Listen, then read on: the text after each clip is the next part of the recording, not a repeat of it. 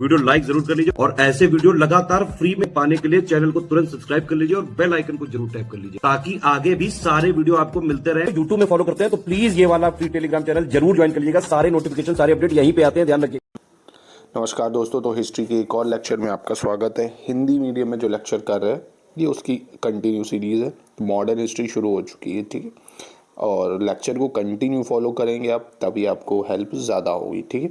चलिए, 785 कह रहा है बंगाल में निम्न में से कौन सा कारखाना डचों ने स्थापित किया था। तो देखो, बंगाल में हुगली पे चिंसुरा गांव था एक, ठीक है, वहाँ चिंसुरा में एक फैक्ट्री लगाई थी डच ने, ठीक है, तो चिंसुरा हो जाएगा। अगर चिंसुरा ऑप्शन ना होता, हुगली होता, तो हुगली भी ठीक है, ठीक है। तो ऑप्शन अभी तो आप बी हो लगाओगे, ठीक है, याद रखिएगा। 789 कह रहे हैं निम्नलिखित में से कौन एक मुगल सम्राट द्वारा नियुक्त बंगाल का अंतिम गवर्नर था। तो देखो, मुगल सम्राट द्वारा जो आखिरी बार किसी को अपॉइंट किया गया था तो वो था मुर्शीद कुली खान। कौन था?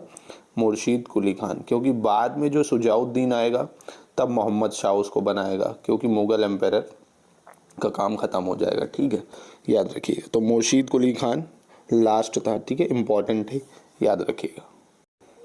सिराजुद्दौला लॉर्ड क्लाइव द्वारा परास्त हुआ था। तो देखो, सिराजुद्दौला लॉर्ड क्लाइव, आपने बैटल ऑफ प्लासी मतलब प्लासी का युद्ध सुना होगा 1757 में, ठीक है। और कहाँ है प्लासी अगर मैं पूछूं तो प्लासी जो है वो बंगाल में ही है, ठीक है, उसमें परास्त हुआ था। तो ऑप्शन ए हो जाएगा। निम्नलिखित में से किसे स्वर्ग से उत्पन्न सेना नायक कहा गया है। तो देखो, रॉबर्ट क्लाइव जो है उसको स्वर्ग से उत्पन्न सेना नायक कहा गया है। इसका टेन्योर भी याद रखो, 1757 से 1760, और फिर बाद में बैटल ऑफ बक्सर के लिए, मतलब बक्सर के युद्ध के लिए इसको दोबारा बुलाया जाता है। तो 1765 से 1767 दो टाइम पीरियड है इसके, ठीक है। चलिए, निम्नलिखित में से कौन सा युद्ध भारत में अंग्रेजों के आधिपत्य की स्थापना की दृष्टि से सबसे महत्वपूर्ण समझा जाता है। तो देखो, बैटल ऑफ बक्सर मतलब बक्सर के बाद पूर्णतया पूरी तरह से ब्रिटिश का आधिपत्य हो जाता है भारत में, ठीक है, याद रखिएगा इसको। 797 कह रहा है निम्नलिखित में से जिस एक शासक ने ईस्ट इंडिया कंपनी को दीवानी प्रदान की थी। तो देखो, ईस्ट इंडिया कंपनी को आपने सुना होगा ट्रीटी ऑफ इलाहाबाद या इलाहाबाद की संधि, जो कि बक्सर युद्ध के बाद हुई 1765 में, उसमें ही दीवानी राइट देता है शाह आलम द्वितीय अंग्रेजों को, ठीक है, याद रखिएगा इसको। 792 कह रहे हैं निम्नलिखित में से किसने अपनी राजधानी मुर्शिदाबाद से मुंगेर स्थानांतरित की थी। तो मुर्शिदाबाद से मुंगेर अपनी राजधानी स्थापित की थी किसने? मीर कासिम ने। किसने की थी? मीर कासिम। इंपॉर्टेंट है, याद रखना, सारे ही अब ये इंपॉर्टेंट ही हैं क्वेश्चंस। सबसे अधिक निर्णायक युद्ध जिसने अंग्रेजों के भारत में प्रभुत्व को स्थापित किया तो वो अगेन बक्सर का युद्ध था 1764 में। किसके बीच लड़ा गया? तो मीर कासिम, सुजाउद्दौला है, सिराजुद्दौला नहीं, सुजाउद्दौला, शाह आलम द्वितीय जो कि था मुगल एम्पायर, इन तीनों की कंबाइंड आर्मी, और उधर कौन? रॉबर्ट क्लाइव मतलब ब्रिटिशर, ठीक है, याद रखना इसको। 1765 में ईस्ट इंडिया कंपनी को बंगाल की दीवानी किसने प्रदान की? तो अभी करा हमने, मुगल सम्राट शाह आलम द्वितीय ने, ठीक है, तो मतलब मुगल सम्राट ने। किस गवर्नर के कार्यकाल में ईस्ट इंडिया कंपनी को शहंशाह शाह आलम द्वारा बंगाल, बिहार, उड़ीसा दीवानी के अधिकार मिले? तो गवर्नर कौन था? अभी पढ़ा, 1765 से 67 में लॉर्ड क्लाइव था, मतलब रॉबर्ट क्लाइव, ठीक है। 794 कह रहा है बक्सर की लड़ाई के समय बंगाल का नवाब कौन था? तो अगेन अभी करा भाई, मीर कासिम, सुजाउद्दौला और शाह आलम द्वितीय से हो रही ना, तो मीर कासिम था। कौन था? मीर कासिम था। अब पूछ रहा है अंग्रेजी ईस्ट इंडिया कंपनी द्वारा लड़े गए निम्नलिखित युद्धों में से कौन सा सर्वाधिक निर्णायक था? अरे यार, बार बार एक ही क्वेश्चन है, बक्सर की लड़ाई, ठीक है। 800 कह रहा है इलाहाबाद की संधि के बाद रॉबर्ट क्लाइव ने मुर्शिदाबाद का उप दीवान किसे बनाया था? तो ये बनाया था मोहम्मद रज़ा खान को। किसको बना दिया था? मोहम्मद रज़ा खान।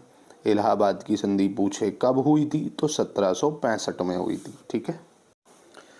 801 कह रहा है वॉन्डी वॉश के युद्ध 1760 में, ठीक है। वॉन्डी वॉश का युद्ध पहले चीज समझ लो, हुआ था दो लोगों के बीच में, एक फ्रेंच, ठीक है, और दूसरा ब्रिटिश, और ब्रिटिश ने फ्रेंच को हराया था। तो ऑप्शन सी हो जाता है, ठीक है। 802 कह रहा है निम्नलिखित में से किसने भारत में अंग्रेजों का सर्वाधिक विरोध किया? तो देखो, सबसे ज़्यादा अंग्रेजों का जो विरोध किया मराठाओं ने किया, क्योंकि मुगल ने तो भाई उनको दीवानी राइट्स ही दिए। राजपूतों से कोई युद्ध हुआ नहीं अंग्रेजों का। सिख बाद में होते हैं रंजीत सिंह, ठीक है, और कोई रूलर उसमें ज़्यादा था नहीं, तो मराठाओं ने किया, ठीक है। सिख राज का अंतिम राजा कौन था? तो सिख राज का अंतिम राजा दिलीप सिंह थे। बाद में क्रिश्चियनिटी भी कबूल कर लेते हैं, ठीक है, तो दिलीप सिंह। 808 क्वेश्चन देखते हैं। कह रहा पंजाब के पूर्व महाराजा दिलीप सिंह के विषय में निम्नलिखित में से कौन सा कथन सत्य है? ठीक है, सबसे पहले कह रहा 23 अक्टूबर 1893 को उनका निधन पेरिस में हुआ था। जी हाँ, ये बिल्कुल सही है, पहले ही सही मिल गया, तो ये तो सही है। चलो बाद में देखते हैं। नासिक में उनकी अंत्योष्टि है। अंत्योष्टि मतलब होता है उनका जहाँ उनको दफनाया गया है। नहीं, नासिक में नहीं है, क्योंकि निधन पेरिस में अगर हुआ है तो पेरिस में ही होगी, ठीक है। उन्होंने कभी भी सिख धर्म नहीं छोड़ा, नहीं, उन्होंने सिख को छोड़ के क्रिश्चियनिटी मतलब क्रिश्चियन धर्म को अपना लिया था। वह कभी रूस नहीं गए थे भाई, रूस भी गए थे, ठीक है, ये भी ध्यान रखना, यानी पहला सही है, ठीक है, दिलीप सिंह के बारे में। अच्छा क्वेश्चन था ये।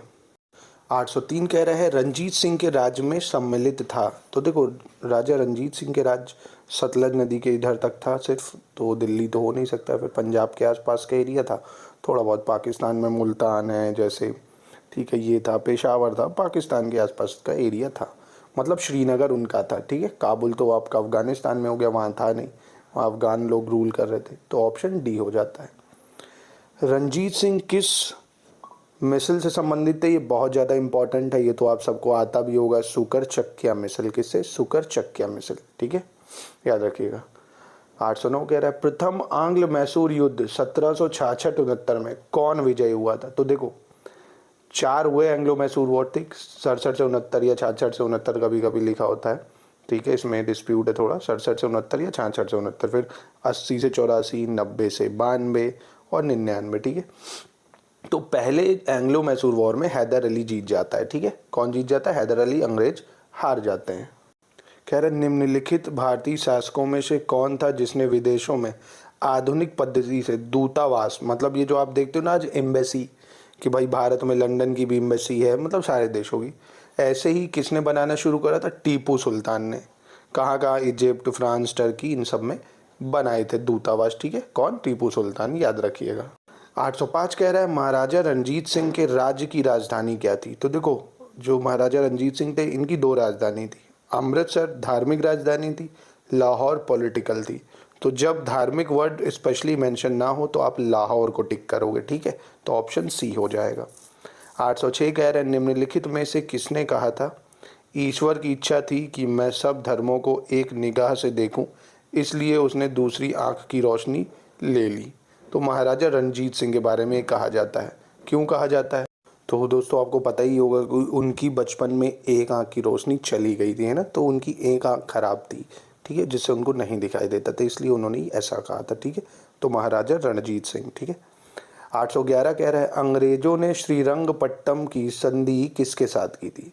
तो श्रीरंगपट्टनम की संधि तीसरे एंग्लो मैसूर वॉर में होती है। किसके साथ होती है? टीपू सुल्तान और अंग्रेजों के बीच में 1792 में होती। कब होती है? 1792 में।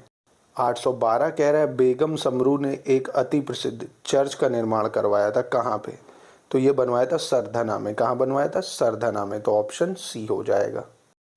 813 कह रहा है निम्नलिखित में से कौन सा कथन सही नहीं है? ठीक है, जन प्रशासन की नींव वॉरेन हेस्टिंग द्वारा मजबूती से रखी गई, जिस पर ऊपरी संरचना कॉर्नवालिस ने की। तो ये बिल्कुल सही है।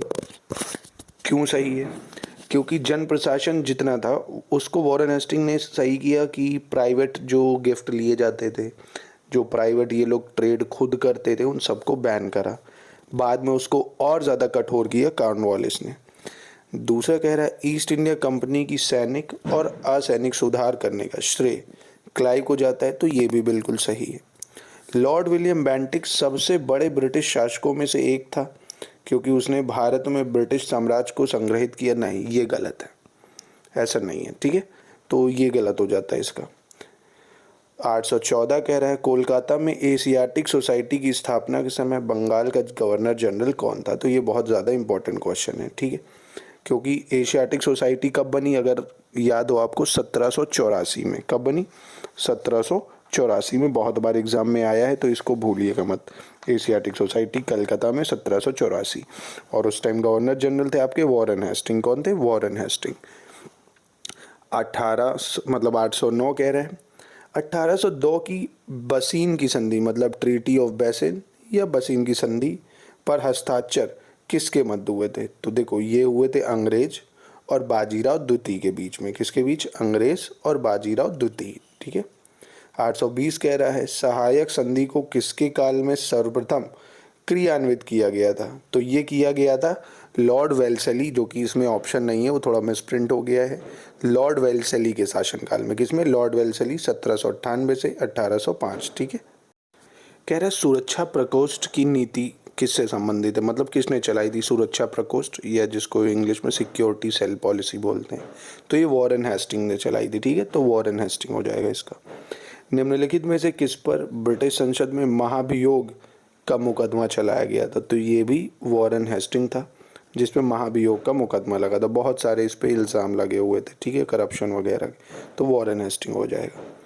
821 कह रहा है कि भैया मैच कर मतलब क्रोनोलॉजी बताओ, मतलब सही क्रम बताइए कि किस राज्य को कब मिलाया गया था सहायक संधि के द्वारा। मतलब ये जो सहायक संधि चली थी लॉर्ड वेल्सली की, उसने कब मिलाया किस राज्य को? तो देखो हैदराबाद को मिलाया 1798 में, मैसूर को मिलाया 1799 में, अवध को मिलाया 1801 में और सिंधिया को मिलाया 1804 में।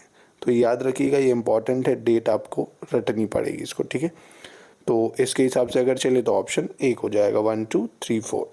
817 कह रहा है भारत में न्यायिक संगठन की स्थापना किसने की थी? तो भारत में न्यायिक संगठन की स्थापना लॉर्ड कॉर्नवालिस ने की थी। किसने की थी? Lord Cornwallis. 818 कह रहा है भारतीय लोक सेवा का प्रवर्तन किया गया था। तो देखो भारतीय लोक सेवा भी, ये भी कॉर्नवालिस के टाइम में किया गया था, यानी ऑप्शन बी हो जाएगा। ठीक है। 822 कह रहा है निम्न में से सहायक संधि स्वीकार नहीं की थी किसने? तो देखो इंदौर के होलकार राज्य ने सहायक संधि को स्वीकार नहीं किया था। ठीक है, तो इंदौर बी हो जाएगा। एक चीज़ बताओ, सहायक संधि तो याद है ना आपको? तो एक बार बता देता हूँ। देखो सहायक संधि एक ऐसी थी, मतलब वेल्सली ने ऐसे दिमाग से सोच चलाया था कि जितने भी छोटे मोटे राज्य थे उन्होंने ब्रिटिशर्स से अपनी संप्रभुता को खो दिया था। मतलब अब वो किसी राजा से संधि नहीं कर सकते, किसी से युद्ध नहीं कर सकते बिना इनकी परमिशन लिए। बदले में ये उनको सुरक्षा देते थे, और सुरक्षा फ्री में थोड़ी देते थे, पैसा लेते थे उनसे। ठीक है, तो याद रखिएगा इंदौर के होलकार ने 1798 में वेल्सली ने चलाई।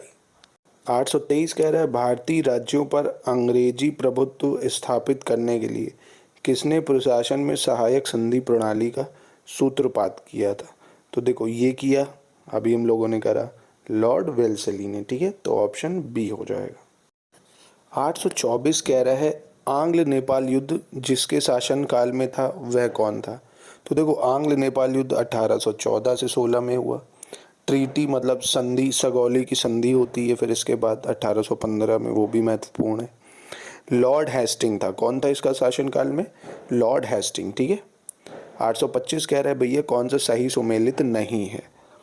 तो हेक्टर मुनरो के शासनकाल में बक्सर का युद्ध हुआ, ये सही है। लॉर्ड हेस्टिंग आंग्ल नेपाल युद्ध अभी करा, बिल्कुल सही है। लॉर्ड वेल्सली चतुर्थ आंग्ल मैसूर युद्ध, ये भी सही है। लॉर्ड कॉर्नवालिस तृतीय आंग्ल मराठा युद्ध, ये गलत है। तीसरा आंग्ल मराठा युद्ध भी लॉर्ड हेस्टिंग के शासनकाल में होता है, तो ऑप्शन डी जो है वो सही सुमेलित नहीं है। सती प्रथा पर पाबंदी किसने लगाई? तो ये लगाई लॉर्ड विलियम बेंटिक ने। किसने? Lord William Bentinck. अब इसका टाइम पीरियड 1828 से 1835। ठीक है।